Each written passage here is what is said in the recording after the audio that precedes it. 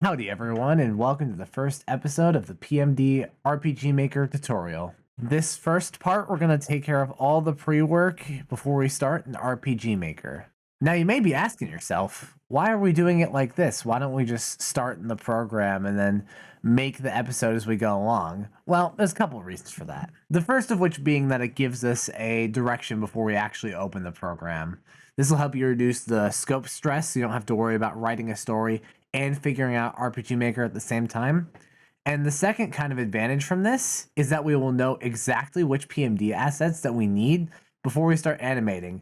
So we can just get all of those at once before we even touch trying to animate anything. Third big advantage is it reduces the amount of time we have to spend fixing things. So when writing, there are many pitfalls, such as continuity mistakes or just grammar errors. Which isn't bad on its own, since most published works of writing will get peer-reviewed eventually.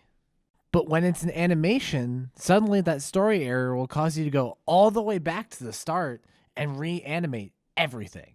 And that's what makes early peer reviews so important. They can give you feedback on the script without you having to remake anything. And alongside that, there's an unfortunate feature of RPG Maker in that it doesn't have autocorrect. So, like, if you look at early episodes of, let's say, like, Bow to Rage, many of the episodes will contain spelling errors due to the fact that people wrote the episodes in the program. So, needless to say, it's a pretty good idea to do it on, like, a Google Doc or something, so it will spell check your work, and you can also get it peer reviewed.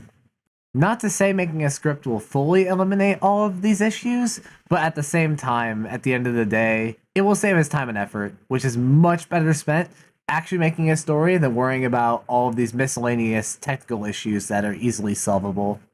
Now for actually writing the episode. I highly recommend, if your goal is to make a long-form series, start off with a one-off or an episode 0. Now I know, it's tempting to just jump right in and start making your series, but at the same time, that is very dangerous. Episode 1s are very important. It's the first thing people see of their series, and if it isn't made well, it's going to be hard to get people to actually want to watch it.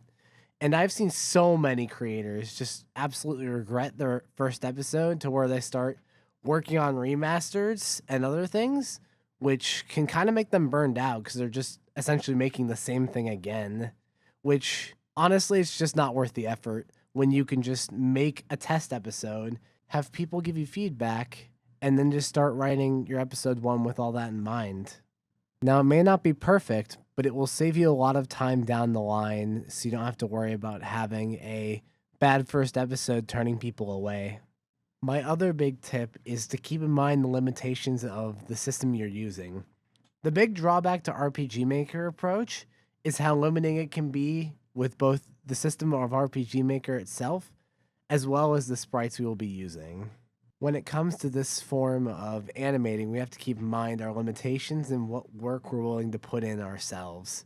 For example, with Bao's system, it works very well because he keeps in mind the limitations of RPG Maker in his mind as he works.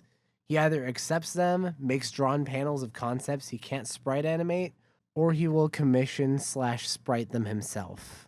So keep that in mind when scoping your writing, just to make sure you don't get burned out by making something that's too difficult for you to handle. We will not be covering how to create your own sprites. There's plenty of tutorials online if that is something you wish to pursue.